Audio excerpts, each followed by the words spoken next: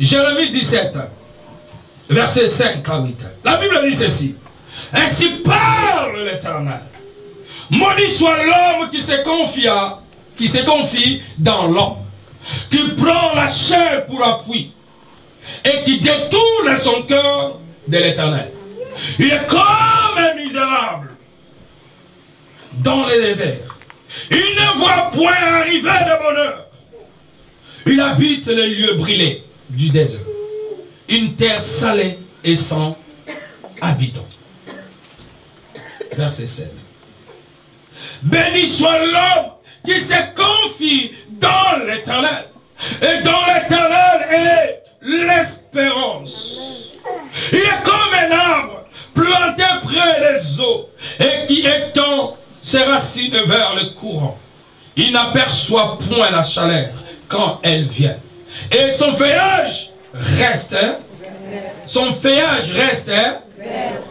Dans l'année de la sécheresse. Il n'a point de crainte et il ne cesse de porter du ok. Marc 11, 12. Le lendemain, comme il quittait Béthanie, Jésus eut faim. Il aperçut de loin un figuier qui avait de feuilles. Et à la voir s'il trouverait quelque chose. Mais quand il se fit approcher, il ne trouva que de feuilles. Car ce n'était pas la saison. Ce n'était pas la saison. Ce n'était pas la saison. Alors Jésus prit la parole et lui dit que plus jamais personne ne mange de ton. Oui. Et ses disciples l'entendirent. Amen. Amen. Marc 11, 20 à 24. Juste 20 à 24. La Bible dit, le lendemain matin, en passant, ses disciples virent le figuier. Il était desséché jusqu'aux racines. Se rappelant ce qui s'était passé, Pierre dit à Jésus, Maître, regarde le figuier quand tu as maudit et desséché. Jésus leur dit alors, ayez foi en Dieu. Ayez foi en Dieu. Je vous l'ai dit en vérité. Donc, quelque part on peut dire, confiez-vous en Dieu. Ayez foi en Dieu. Je vous l'ai dit en vérité. Si quelqu'un dit à cette montagne, retire-toi de là et jette-toi dans la mer. Et s'il ne doute pas dans son cœur, mais croit que ce qu'il dit arrive, il le verra. C'est pourquoi, je vous l'ai dit, tout, c'est pourquoi, je vous l'ai dit, tout ce que vous demanderez, en faisant quoi? En faisant quoi? En priant. Tout ce que vous demanderez en priant, croyez que vous l'avez reçu. Et vous le verrez. Et vous le verrez. Et vous le verrez. Et vous le verrez. Ça veut dire que quand je prie maintenant, je ne vois pas encore. Mais je dois le voir demain, ça. Quand je viens dimanche, je viens mercredi, je viens vendredi. Je vois, c'est comme s'il n'y a rien. Mais je le verrai, ça. Et ce que je demande, je ne le demande pas comme le clochard. Donnez-moi 1 euro, mais je demande en priant.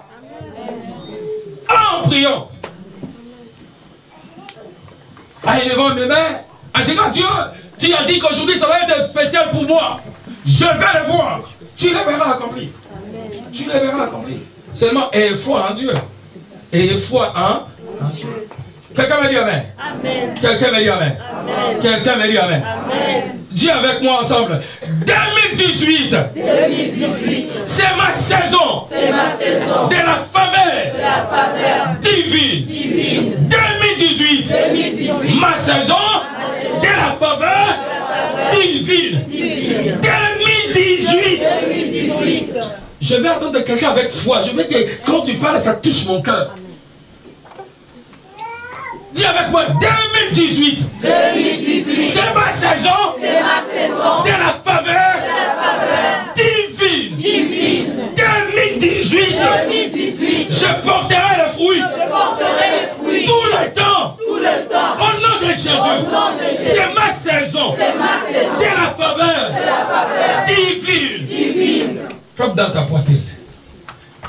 Dis avec moi, 2018. Je déclare par le nom de Jésus ma saison de la faveur divine. Amen. Amen. Amen. C'est ça notre thème maintenant. Vous savez, le prophète est en train de parler. Comme je vous dis, on n'explique pas la Bible de la même façon. On n'interprète pas la Bible, chaque livre de la Bible de la même façon. Il y a des paroles qui sont des paroles prophétiques ou des livres prophétiques écrits par le prophète. Et leurs écrits et leurs paroles venant de Dieu. Voilà pourquoi tu remarqueras quand un prophète parle, il dit l'Éternel Dieu, ou ainsi parle l'Éternel. Donc cela veut dire, ce n'est pas lui qui parle. Comme je suis en train de parler, ce n'est pas moi qui parle. Je parle comme un prophète. Donc je parle de la parole qui vient de Dieu. Je parle de ce que Dieu a dit pour aujourd'hui dimanche. Quelqu'un me dit amen. Amen. Il dit ainsi parle l'Éternel. Donc cela ne dépend pas du prophète. Ce n'est pas lui qui parle. Mais c'est quelqu'un qui parle au travers de lui. Il y a des fois, moi-même, quand je regarde mes vidéos, j'écris Amen à la maison. Je dis, wow, est-ce que c'est moi qui avais dit ça? Oui, pourquoi? Ma bouche, ce n'est qu'un instrument que le Seigneur a utilisé. Mais celui qui a parlé à toi, ce n'est pas moi. Voilà pourquoi, aïe, aïe, aïe, aïe, aïe. Il y a des fois, quelqu'un va dire, ah, moi, je pense qu'on m'a jeté une pierre. On ne t'a pas jeté une pierre. Parce que celui qui te connaît, qui connaît le nombre de cheveux qui est dans ta tête, qui t'a parlé, qui t'a fait des reproches, mais par qui? Par un homme de Dieu. Amen. Je suis un instrument pour te dire ce que Dieu veut faire dans ta vie. Amen. Ce que Dieu te parle, c'est un moyen de communication entre l'homme et Dieu. Comme il dit Amen. Et ainsi parle à l'Éternel. Maudit soit l'homme qui se confie dans l'homme. Oui frère, il y a des fois quand tu as des problèmes, tu cherches toujours quelqu'un à partager, à discuter pour te soulager. Est-ce que je mens? Il y a des fois les gens vont sur internet chercher et dire, ah non je veux parler avec quelqu'un, j'ai envie de parler avec quelqu'un. Pourquoi? Parce qu'il a des problèmes, il veut partager ses problèmes avec cette personne. Est-ce que la personne là tu lui connais ou pas? Ou même c'est un membre de ta famille? Est-ce que tu crois qu'il prend la chose telle que toi tu prends cette chose là, ces problèmes là à cœur? Non. Est-ce qu'il a la vocation de prendre ce problème-là à cœur et de prier pour ça? Il y a des fois, non. Alléluia. Parce que celui qui se confie à l'homme, l'homme n'est que l'homme. Il peut changer. Je vis de bons, devenir de mauvais. Et je vis de mauvais, devenir de bons. Voilà pourquoi je ne juge pas maintenant. J'ai compris cela, même à l'église. Je vis des bons, devenir de mauvais, et de mauvais, devenir de bons. Celui qui était mauvais, on connaît qu'il est mauvais, mais il a changé complètement. Il est devenu bon, et demain il est devenu pasteur.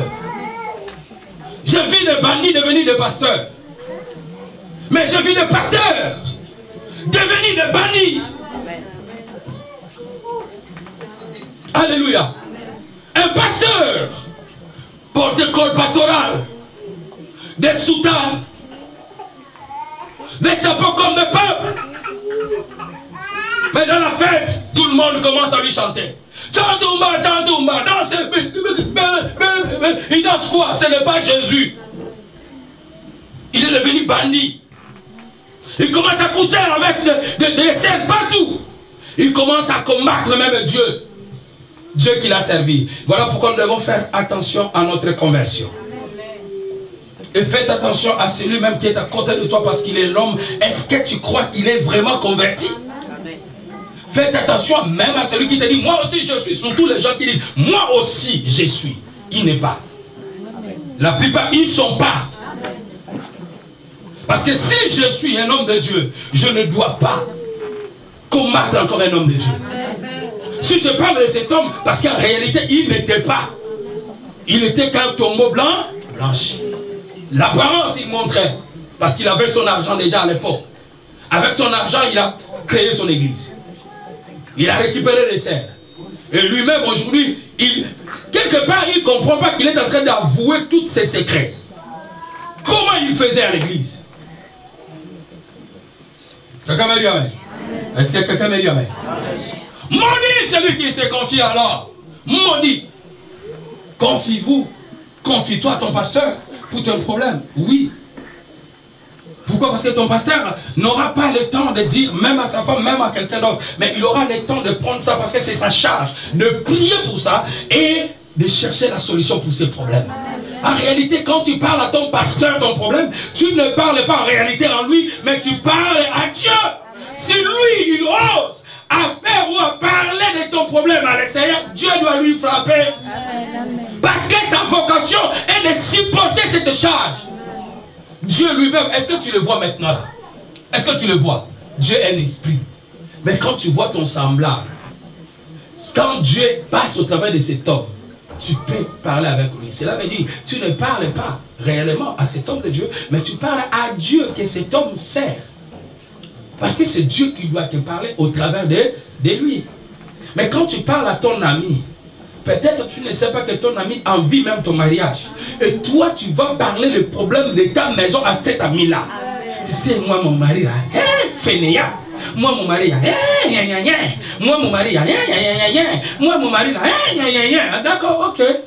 Seulement la sœur là, que toi, tu parles, mon mari, c'est la sœur là qui doit prendre ton mari demain. Dis-moi même. Il faut faire très attention. Voilà pourquoi la Bible ne te confie pas à un homme. Parce que tu ne sais pas. Il y a des fois les gens qui te combattent. Toi tu vois, pourquoi ils me combattent? Tu te poses des questions. Mais ils te combattent parce qu'ils veulent être comme toi. Et du fait qu'ils n'arrivent pas à être comme toi, c'est là qu'ils provoquent la jalousie. On commence à te combattre. Et toi tu ne comprends pas.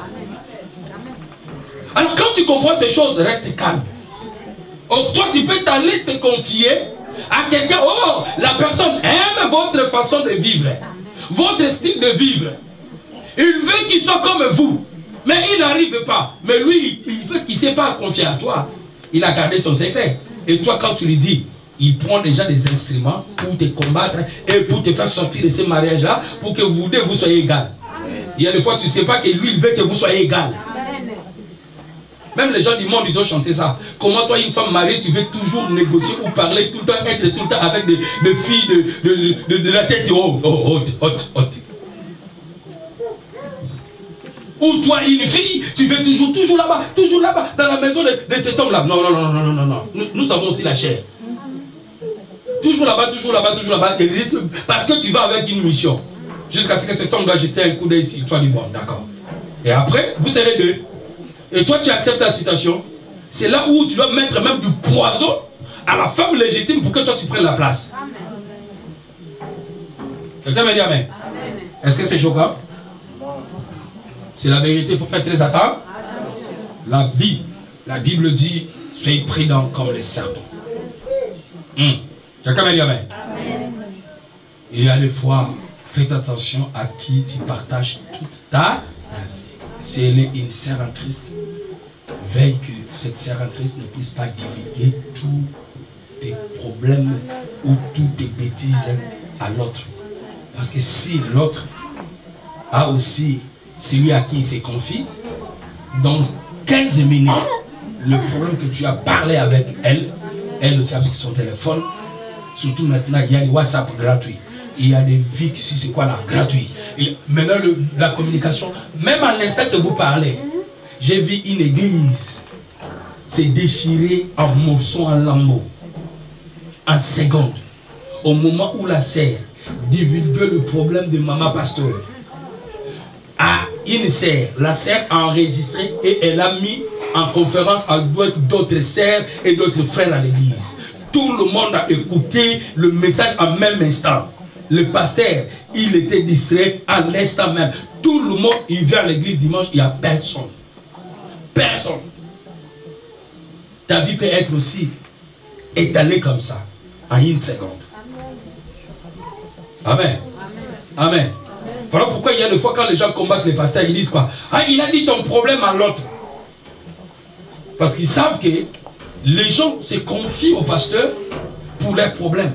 Mais il n'a pas dit, mais c'est juste pour t'accuser et t'affaiblir. Quelqu'un me dit amen. Ainsi parle l'Éternel. Maudit soit l'homme qui se confie dans l'homme, qui prend la chair pour son appui. Oh, mercredi, Dieu nous a parlé de prendre Pour appui, lui seul, l'Éternel, il y avait. Qui prend la chair pour appui et qui détourne son cœur à l'Éternel, il est comme un misérable. Quand tu te confies à l'homme, même les gens qui disent, moi ma famille c'est riche, j'ai une famille riche. Donc il se confie à sa famille parce que sa famille est riche. Mais il est un misérable. Il est comme un misérable dans le désert. Il ne voit point arriver le bonheur. Donc celui qui se confie à l'homme, en réalité il devient un aveugle. Même quand le bonheur arrive, il ne voit pas. Quelqu'un m'a dit amen. Est-ce que tu peux acclamer le Seigneur là où tu es? Dis avec moi, au nom de Jésus, je ne vais jamais être un aveugle. Celui qui se confie à l'homme, il devient un aveugle. Celui qui se confie à un docteur, il devient un aveugle. Il ne voit pas arriver la guérison surnaturelle. Or, celui qui est capable de te guérir, ce n'est pas un médecin, mais c'est Dieu surnaturellement. Il ne voit point arriver le bonheur. Il habite les lieux brûlés du désert. Une terre salée et sans habitants. Mais verset 7, il nous dit une chose. Il donne la réponse maintenant à ce qu'il vient de dire. C'est un langage prophétique. Il dit, bénis l'homme qui se confie dans l'Éternel. Bénis l'homme qui vient à l'église. Bénis l'homme qui pleure ses problèmes devant Dieu. Bénis l'homme qui cherche le bonheur des autres. Bénis cet homme. Ah, quelqu'un bénit, amen. Amen. Bénis l'homme qui se confie dans l'Éternel. Et dans l'Éternel est l'espérance. J'espère encore que Dieu me fera du bien. J'espère que cette année je dois porter du fruit. J'espère que cette année je dois vivre la faveur de Dieu. J'espère, même si je ne le vois pas aujourd'hui, mais je sais que demain j'aurai ce que j'ai besoin. Pourquoi? Parce que l'espérance c'est toujours au futur. La foi c'est une ferme assurance des choses qu'on espère. Donc cela veut dire que les choses que je ne vois pas maintenant. Voilà pourquoi l'évangile de Marc nous dit, tout ce que vous demanderez en croyez que maintenant vous croyez. Vous le verrez demain arriver, s'accomplir. Quelqu'un me dit, et me donne un grand amen. Quelqu'un me donne un grand amen. Amen. Bénis celui qui se confie dans l'Éternel et dans l'Éternel est l'espérance. Il est comme un arbre. Il est comme un arbre. Il est comme un arbre. C'est la reste prophétique. Cela veut dire que le prophète est en train de comparer les fonctionnements, je parle les fonctionnements, au pluriel, les fonctionnements d'un arbre à un homme.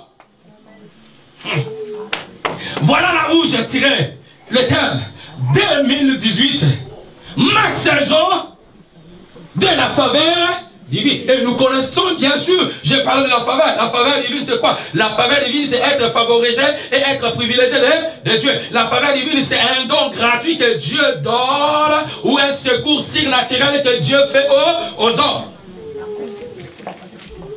Alléluia. Mais le prophète est en train de comparer l'homme à un arbre. Il compare les fonctionnements de l'arbre à un homme. Pourquoi? Parce qu'à un arbre, quand cet arbre, même c'est l'hiver, mais l'arbre qui tend ses racines vers le courant d'eau, il ne connaît jamais la sécheresse. Or, la sécheresse, c'est le problème. La sécheresse, c'est la maladie. La sécheresse, c'est la difficulté que tu traverses. La sécheresse, c'est le combat que tu as. Mais si tes racines s'étendent vers le courant d'eau, tu ne connaîtras pas la sécheresse. Même la Bible dit, même si la sécheresse arrive, tu n'auras jamais crainte. L'arbre qui tend ses racines, l'arbre qui prend comme appui, l'arbre c'est toi que les prophètes parlent. Si tu prends pour appui le Dieu vivant, même quand la sécheresse arrive, tu ne craindras pas. Même quand la sécheresse arrive, tu n'auras pas peur. Même quand l'angoisse arrive, mais tu es oui. Pourquoi? Parce que tu sais que mes racines s'étendent vers le courant, vers la source d'eau. Jésus lui-même est la source d'eau. Voilà pourquoi il a dit à cette femme samaritaine, si je te donne de cette eau, tu n'auras jamais soif. Quelqu'un me dit amen. Quelqu'un me dit amen. Il est comme un arbre planté près des eaux et qui étend ses racines vers les courants. Il n'aperçoit point la chaleur quand elle arrive. La chaleur qui frappe, c'est le combat de ta vie. Ici, il n'y a pas la chaleur. Hein? Juste une petite chaleur au canicule. Canicule, le verre commence à mourir. La chaleur de midi au Congo. Les gens enlèvent même les vêtements. Tu verras un vieux papa. Mais il y a des fois, malgré la chaleur, mais tu vois le pasteur avec veste, avec une cravate, et il prêche. Il transpire de la tête aux pieds. C'est comme si on l'a renversé de l'eau. Malgré la chaleur.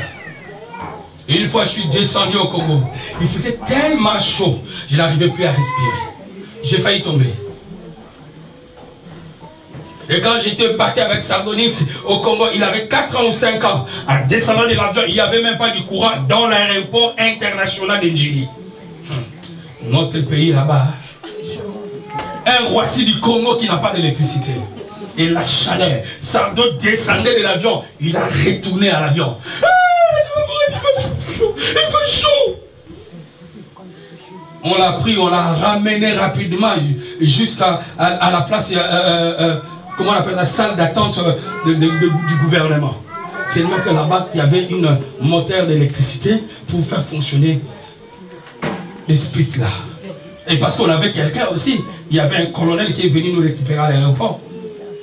Si j'étais que moi seulement, en moi là-bas, et surtout à l'époque là, hein, on doit d'abord te voler le passeport, on doit d'abord te faire des histoires pour que tu payes de l'argent et tout ça. Est-ce que quelqu'un m'a compris? Est-ce que quelqu'un m'a compris? Donc la chaleur, c'est ce qui te tape dessus. C'est le mari de vie qui te tape dessus. C'est les choses que tu n'arrives pas à avoir la solution. C'est les choses que tu dis, mais Seigneur, jusqu'à quand? Jusqu'à quand ce problème? J'avais 100 problèmes. Tu m'as retiré 4, tu m'as retiré 10, mais le diable m'a rajouté 100. Ça devient encore 190. Dieu a retiré 10, mais l'ennemi rajoute. Mais celui qui se confie à Dieu, à l'Éternel, qui tend ses racines vers le courant d'eau, la source de tout dans sa vie, si cela est Dieu, la Bible dit et continue à parler en disant, elle n'aperçoit point la chaleur quand elle vient. Et son feuillage reste vert. Donc même le problème extrême, de problèmes compliqués que tu n'arrives pas à résoudre toi seul. Si seulement la source, c'est Dieu lui-même, tu te confies à lui, tu t'abandonnes à lui, même tes problèmes compliqués auront des solutions. Quelqu'un me dit Amen. Amen.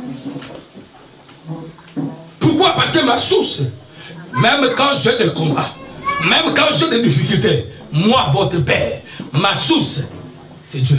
Amen. Voilà pourquoi les gens, il y a des fois, lui, il peut avoir quelque chose. Hein. Mais oui, j'ai quelque chose. Parce que je connais la source. Mes racines, c'est enraciné. Qu'il neige, qu'il pleuve. Je dis, ma fille, venez à l'église. Elle prend sa voiture, elle fait la route à l'église. Parce qu'elle sait que c'est la source. Je dis, tu ne viens pas à l'église pour ta femme ou pour tes enfants. Viens à l'église d'abord pour le salut personnel. Dans tes racines, enracine-toi en Dieu. Vous savez, quand tu te enracines encore davantage au Seigneur, même quand la chaleur arrive, même quand le combat arrive, tu auras une autre foi, une autre assurance. Par rapport que quand tu n'es pas enraciné. Quand tu n'es pas enraciné dans le Seigneur, voilà pourquoi il y a des gens qui se suicident. Amen. Amen. Tellement de problèmes. Vous n'avez pas vu de problèmes, les gens suicidés, surtout ici les Africains. Hein? Moi j'ai vécu 1 an en Hollande. Le problème de papier là. J'ai vu une femme, on lui coupe là, tout ça là, il reste ici, et jusqu'à la tête. Tout ça est parti. Seulement à cause de papier.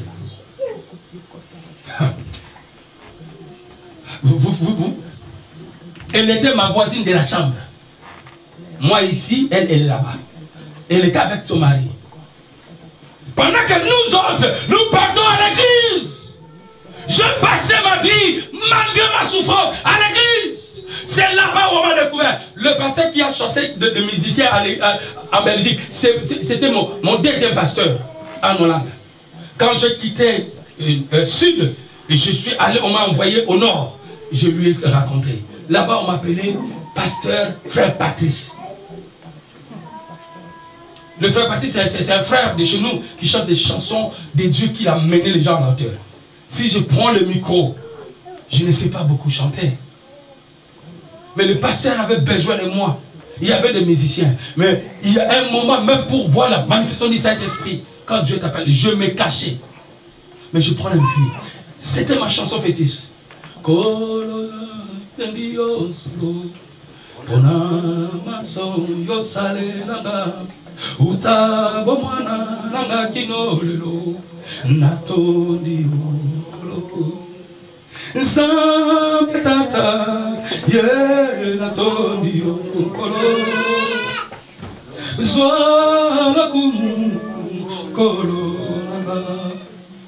Il n'est pas trop tard pour que tu changes ta vie.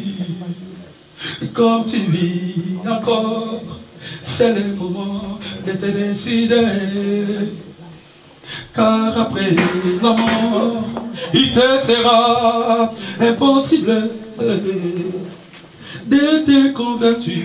Tu seras jugé selon tes œuvres.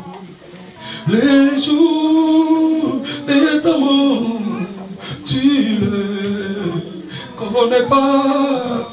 Le retour de Jésus, tu dis, il y a encore. Pourquoi tu prolonges les jours de changement? Quelle sera ta position devant ces événements? Si Bwana, alléluia. Si Bwana, amen. Oh, si Bwana, alléluia. Si Bwana. Je te dis que pendant que je chantais, tu verras la manifestation dans l'église. Ces pasteurs m'aimaient beaucoup. Mais le sœur qui était à côté de moi, quand je lui dis venez à l'église, qu'est-ce qu'il me répondait? Vos églises là, les Congolais, vos églises là, les escrocs, les églises là, je dis ah merci. Mais je n'arrêtais pas de lui dire de venir à l'église. Un jour, parce que elle s'est confiée à un homme, son mari, il filmait, il faisait des choses, il volait dans les magasins, il croyait être bien, il croyait malgré nous sommes des réfugiés, il fraudait dans les trains, il faisait n'importe quoi, croyant qu'il mange, il boit bien. Elle s'est confiée à son mari. Ils ont eu une petite dispute. Le diable est rentré et bien travaillé. La femme commence à marcher. Elle va à la gare des trains. Elle s'arrête, elle regarde. Kibota.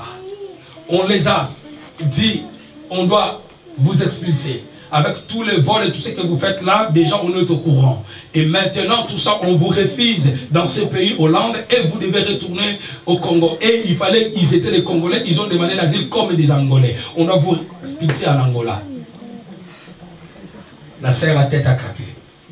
Une assistance sociale qui dit à la sœur, moi je peux t'aider, à condition que tu chasses les maris. La sœur a pris la décision. Elle a dit à cet homme-là, je préfère que tu pars. Et moi je reste faire ma vie. La m'a dit, mais non, c'est moi qui t'ai ramené ici. On bouffait tout ensemble. On était collés. Et aujourd'hui, moi je dois partir. Mais non, moi je ne dois pas partir. Il dit, tu ne dois pas partir, tu partiras. La femme partait. Arrivé à la gare des trains, elle regardait. Le diable commence à travailler dans ses pensées. Elle commence à se dire, si je me jette dans le train pendant que le train passe, personne ne sait. Quand tu réfléchis, il y a des fois vis-à-vis de tes problèmes, je dis toujours, tu es aux toilettes et toute seule. Tu regardes en face, c'est la porte. C'est là où les gens réfléchissent beaucoup. C'est silence total, comme silence dans un cimetière. Elle commence à réfléchir. La tête commence à péter à l'intérieur. Personne ne sait. Il y a un train. Vous voyez les trains rapides. Hein? Vous voyez les trains rapides, hein? Quand tu pries là, il y a des fois que tu ne sais pas ce que Dieu dépose en toi. Parce que dans tes pensées, quand le diable commence à bien travailler en toi là, tu dois te suicider. Le train express arrive, la femme regarde, à quelques millimètres, elle se jette. Pouf! Massacré par le train. Ouah! Le train passé. Tout le pied est resté poussière. De main est resté, je ne sais pas comment si elle était tombée comme ça. Et c'est parti là qui était resté coincé dans le mur là. Et le rail du train. Et c'est ça qui est resté. La personne commence à crier, deux pompiers, tout le monde sont venus. On l'a pris déjà coupé. Et elle va à l'hôpital, on le coupe encore bien parce que ça c'était massacré par le train. On l'a coupé jusqu'ici. Chez nous on appelle, elle est devenue Kikata. Donc, elle est devenue juste une petite morceau. La bête, quand tu la vois, bois noir. Un arbre noir qui coûte très cher. Mais maintenant un arbre noir en demi-data. On rigole, hein, mais vois le fait. Voilà les gens qui... Il y a des fois les gens qui t'interdisent de venir à l'église. Ils veulent que tu arrives à ces conséquences-là. Ils veulent que tu sois encore et encore dans des problèmes difficiles. Parce qu'ils savent que si tu t'es confié à Dieu, Dieu te fera sortir de cette situation compliquée et difficile.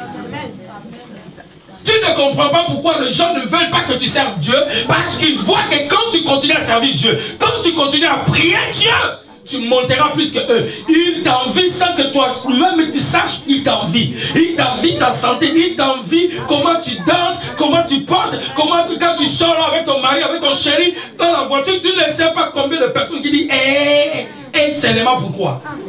Et tu lui dis, celui-là c'est mon pire, hein? Je vais me confier en elle.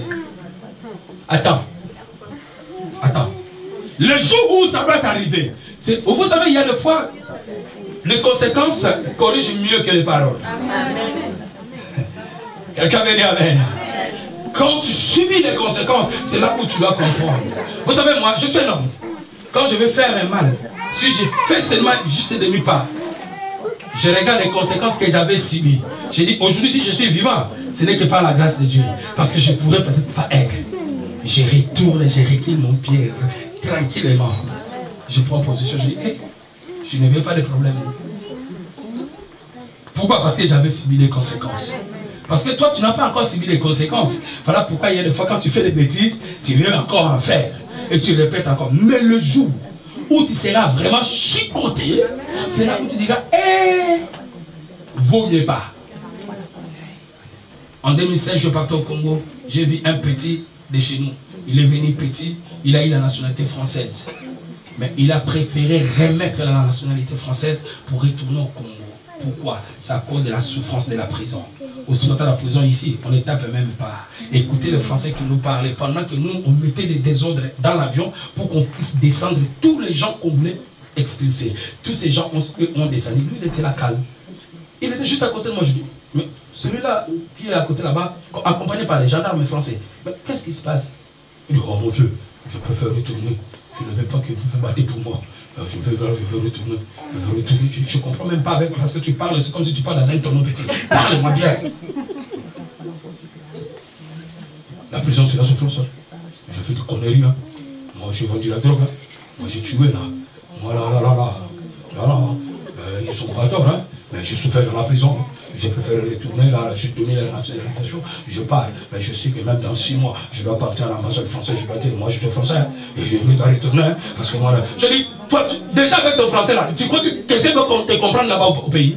Tu venais à quel âge? Oh, mais je suis venu là, j'étais bébé, hein. Tu dis, déjà, tu connais ton père, toi? Oh, je le vois dans les photos, hein. Je dis, attends, chez nous là, quand tu retournes, déjà à l'aéroport petit, au